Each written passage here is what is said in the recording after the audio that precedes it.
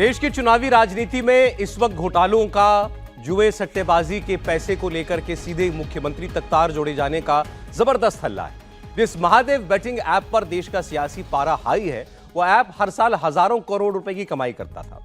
काली कमाई का यह पूरा खेल हम आपको समझाएंगे, लेकिन पहले आपको दिखाते हैं छत्तीसगढ़ के मुख्यमंत्री भूपेश बघेल पर लगे आरोपों पर कैसे चुनावी माहौल गरमाया हुआ है। केंद्रीय मंत्री स्मृति ईरानी का बयान आपको सुनाते हैं। स्मृति ईरानी कह रही हैं कि कांग्रेस जब सत्ता में होती है तो सट्टे का खेल खेलती है।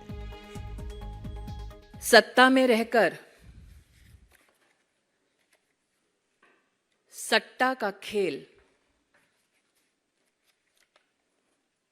छत्तीसगढ़ कांग्रेस नेतृत्व का एक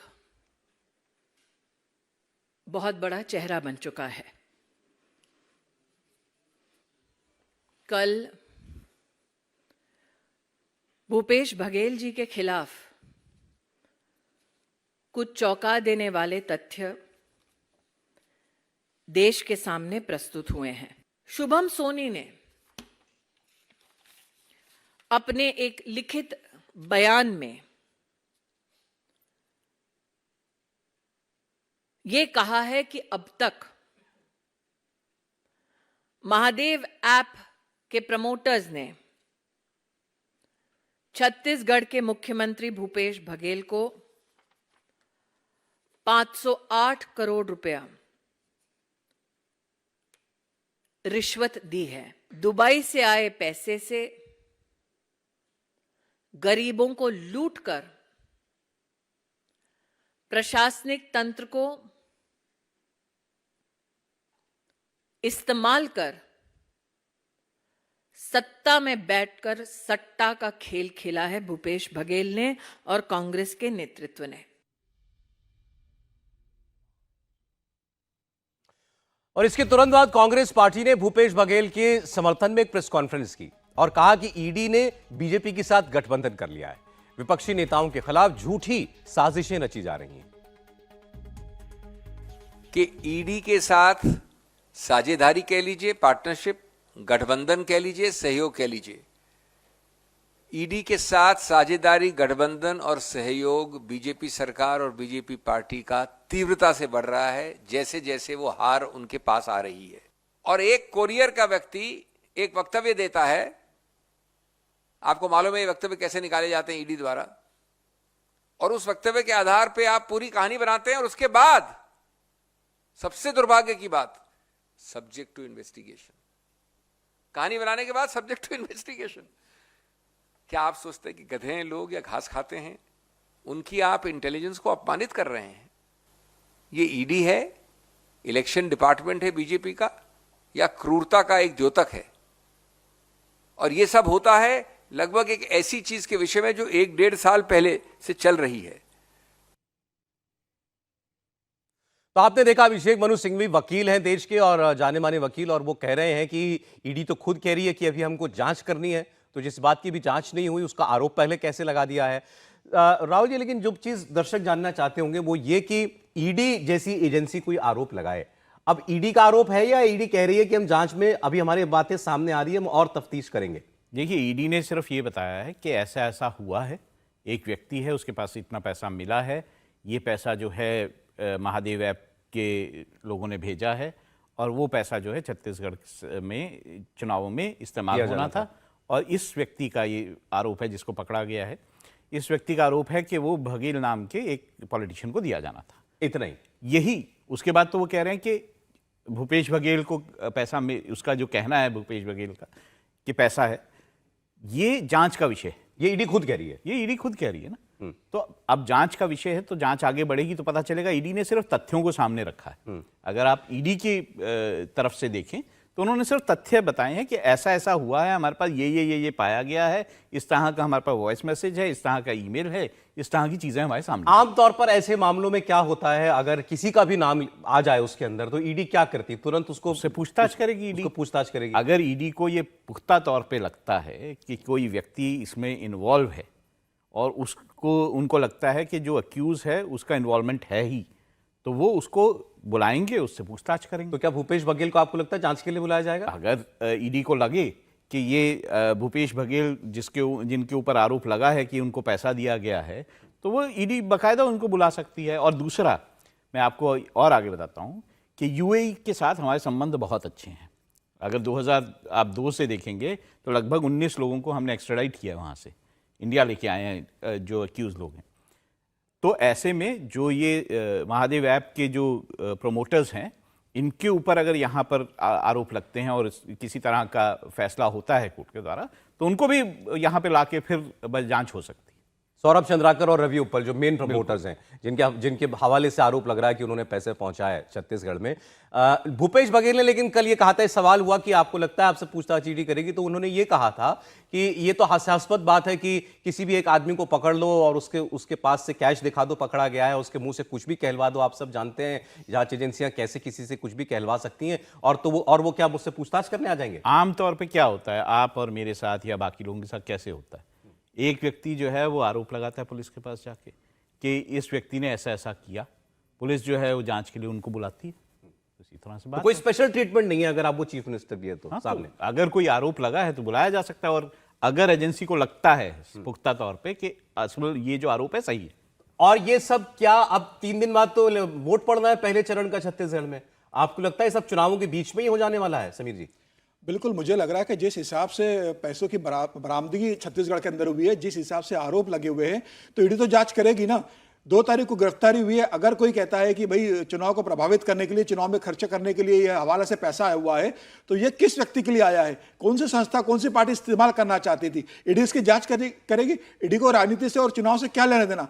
ईडी को जब लगेगा वह उस संबंधित व्यक्ति को बुलाएगी और कहेगी कि आपका नाम लिया गया है, आपका नाम लिखित में दिया गया है, आप अपना स्पष्टीकरण दीजिए। ईडी इस लिंक को जोड़ने की कोशिश करेगी कि जिस व्यक्ति का नाम लिया गया है उसका उसमें इन्वॉल्वमेंट है कि नहीं। इसी मामले में हेमंत सोरेन के साथ क्या हुआ था? 5 बार उसको ईडी का समन जा चुका, वो एक बार भी ईडी के सामने पेश नहीं हुए। सुप्रीम कोर्ट चले गए, सुप्रीम ने कहा आप हाई कोर्ट जाइए, हाई कोर्ट गए, हाई कोर्ट ने कहा आप ईडी बुलाएगी तो आपको पूछताछ के लिए जाना पड़ेगा।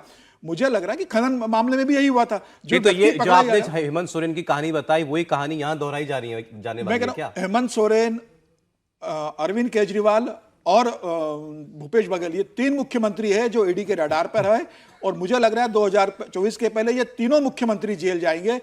हेमंत सोरेन को तो 5 बार बुला चुकी है, वो कभी भी अरेस्ट हो सकते हैं।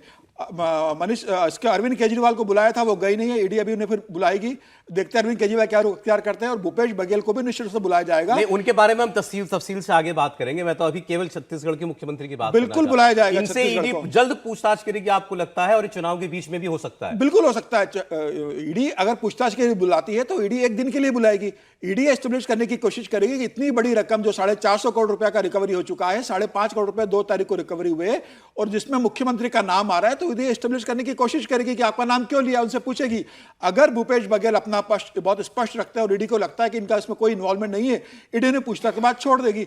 अगर ईडी को ये लगता है कि ये झूठ बोल रहे हैं और लिंक सबूत ऐसे आ रहे हैं जो भूपेश बघेल के खिलाफ है, तो निश्चित रूप से ईडी उन्हें गिरफ्तार कर सकती है। अच्छा, देखिए, ये भी बार बार ये जो दुबई वाला एंगल है, जो अभी छत्तीसगढ़ के मुख्यमंत्री ने जिस बात को कहा कि दुबई तो सब लोग जाते रहते हैं, और दुबई में अगर वो लोग बैठे हैं तो फिर आप उनको क्यों नहीं पकड़ते? राहुल जी ने भी कहा कि दुबई से हमारे बड़े अच्छे संबंध हैं, प्रत्यर्पण करके क्यों नहीं सौरभ चंद्राकर को और रवि उप्पल को ले आए, जिन्होंने हजारों करोड़ रुपए का ये सब गोरख धंधा जो है वो चला रखा है। एक वॉइस नोट की बात है इस रिमांड कॉपी के अंदर।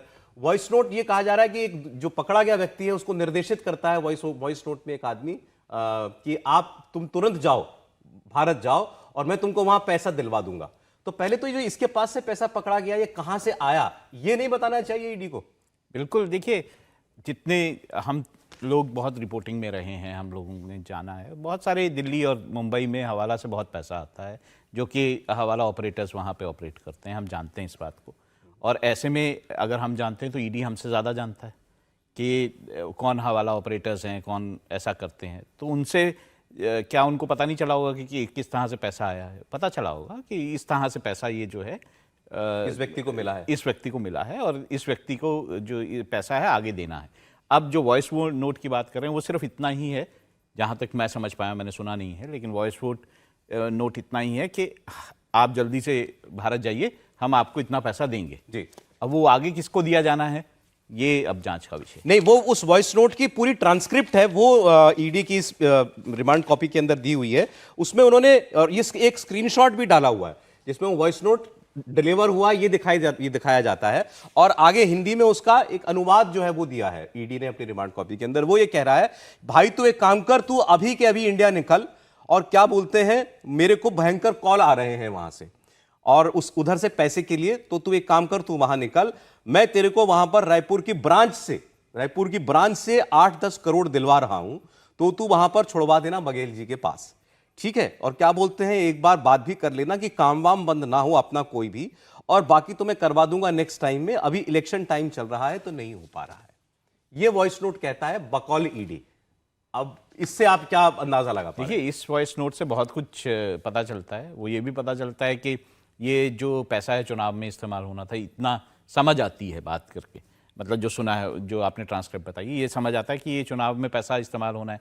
ये भी बात समझ आती है कि पैसे की बहुत ज़्यादा ज़रूरत के लिए फ़ोन जा रहे हैं। अब अगर फ़ोन गए हैं, ये भी एक जानने की ज़रूरत है कि अगर फ़ोन महादेव ऐप के किसी व्यक्ति को गए हैं, और व्यक्ति का नाम भी इसमें है, तो गए हैं, तो ये तो ट्रेस किया जा सकता है किसने फ़ोन किए हैं। अगर वो ट्रेस होता है किसने किससे बात की है, और वो जिसने छत्तीसगढ़ से पैसे मांग रहा है, जो छत्तीसगढ़ से जिस व्यक्ति ने बात की है, वो व्यक्ति भी राडार पे आ जाएगा, और वो व्यक्ति किससे जुड़ा हुआ है ये भी आ जाएगा। तो ऐसा नहीं है कि ये चीज़ें इस्टेब्लिश नहीं होंगी, और ये चीज़ें अगर इस्टेब्लिश होंगी कि वो व्यक्ति किससे जुड़ा हुआ है, किसने किससे बात की है, तो बाकी सारी चीज़ें भी इस्टेब्लिश हो जाएंगी। अब ये सब एक तफ्तीश का हिस्सा है। अभी केवल उन 2 व्यक्ति जो पकड़े गए हैं उनकी रिमांड लेने के लिए ये बातें शेयर की है ईडी ने, और वो भी अदालत के साथ शेयर की है। उसके बाद ये रिमांड कॉपी के हवाले से हम आपको बता रहे हैं, और बाकी तो आगे जो कुछ कहा गया है, बहुत लंबी तफ्तीश शायद आगे चलती रहेगी, लेकिन चुनावों में इसका इस्तेमाल खूब खुल के हो रहा है। महादेव ऐप के जरिए इसका मालिक सौरभ चंद्राकर हजारों करोड़ की कमाई कैसे करता था, ये भी आप जानेंगे तो हैरान रह जाएंगे कि इसने इतना बड़ा नेटवर्क कैसे बना रखा था। इस पर बात होगी। और दूसरा जो बात अभी समीर जी कह रहे थे कि केवल छत्तीसगढ़ के मुख्यमंत्री नहीं, गिरफ्तारी की तलवार जो है क्या देश के और मुख्यमंत्रियों के ऊपर भी लटक रही है? क्या वाकई में देश का कोई मुख्यमंत्री जेल भी जा सकता है? इस पर डिटेल में बात होगी एक ब्रेक के बाद। आप देखते रहिए इंडिया टीवी।